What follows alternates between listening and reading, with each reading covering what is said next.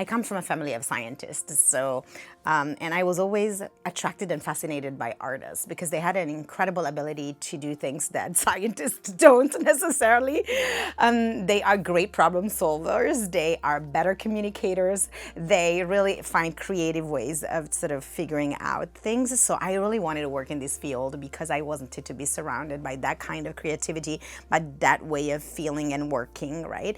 And that's something that the importance of art in it creates these skills that otherwise people wouldn't have. So exposing a kid from a young age to art and art making allows them to develop these skills that prepares them for the workforce in other areas. And I want to give you an example of a program that we did a few years ago in another museum that I worked. We actually trained nurses and doctors using a method called the VTS, Visual Thinking Strategy. This is something that's basically a method that was developed by Harvard University to teach people how to look at a work of art. It teaches visual literacy.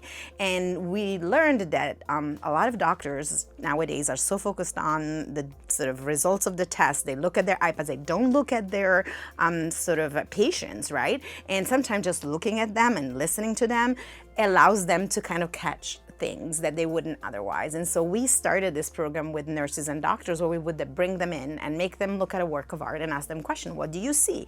And so develop that kind of ability and that sets of skills that allows them then to apply those to their profession. So you really see how art is so fundamental to a lot of other areas by creating really skills in a workforce that then goes on and does something else, but ultimately everybody benefits from it. Funding that we receive particularly at the sort of national level, the federal level, has been really fundamental for us. It has allowed us to bring exhibitions to the museum that we would have not been able to have before. So telling stories that people never heard before, engaging with artists that they would have never engaged with before. And the sort of level of impact goes beyond the exhibition itself, right? And I want to give you an example of the last grant that we received in last year. It was for an exhibition of an artist, a Pakistani-American artist. And so the funding that we received from NEA allowed us to leverage and get more funding. So we ended up receiving funding from 5 additional foundations, which allowed us to then turn this exhibition into something that we could travel to other museums. So not only it benefited our community, it benefited community across the country, in Wichita, in Doylestown, in Nashville, and that also allowed us to then charge for participation fees, which then allowed us to then do other exhibitions and hire people. So it sort of creates this positive cycle where this funding allows us to leverage for other funding, and then it sort of has this positive effect, which has an impact beyond our own community, in our other communities and in other areas, by hiring people and exposing people to other programs and exhibitions that we otherwise would have not been able to do. So this is the kind of example of the benefit that being supported by sort of a federal grant through NEH can bring to an institution like ours.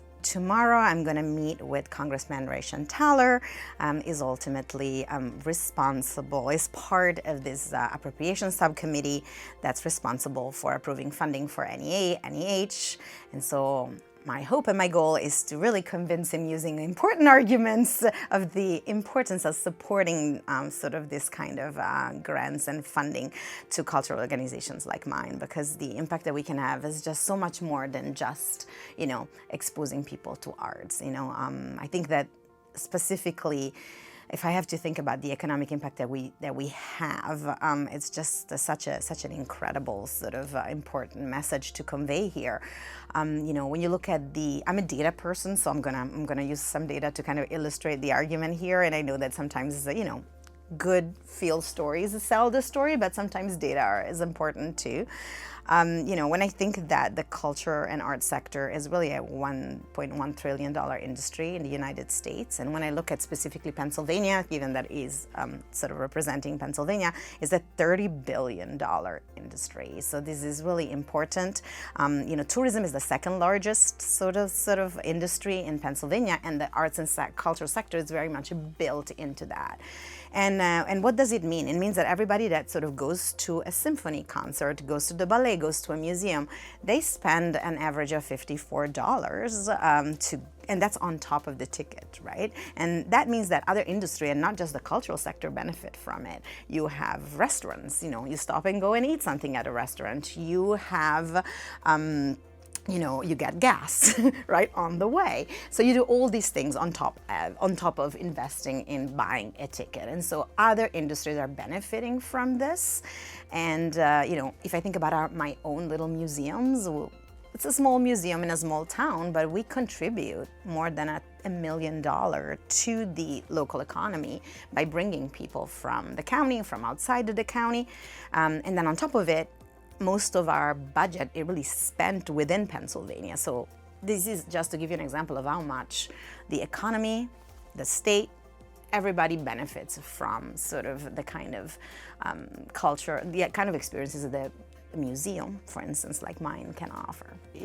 First of all, it was an opportunity for me to learn more from other people that have done this before, from your organization. They trained us today. They've shared a lot of useful information. I was texting my colleague and saying, please insert this into the folder that we're going to bring to Harrisburg in a couple of weeks. So it's a great learning opportunity for me, but ultimately what brought me here is I really profoundly believe that we can have a positive impact on so many levels in the arts. And I want to make sure that we guarantee longevity for this sector.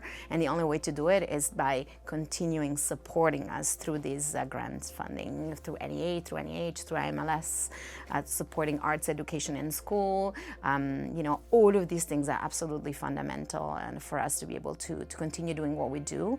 And I have to say that as a child, art changed my life. As I said, I grew up in a family of scientists, and so none of them was probably thinking of me as taking this career. But my mom brought me to a museum as a child, and then I was like, can we go to another one? And when I was 10, I asked her to go to the Louvre for my birthday.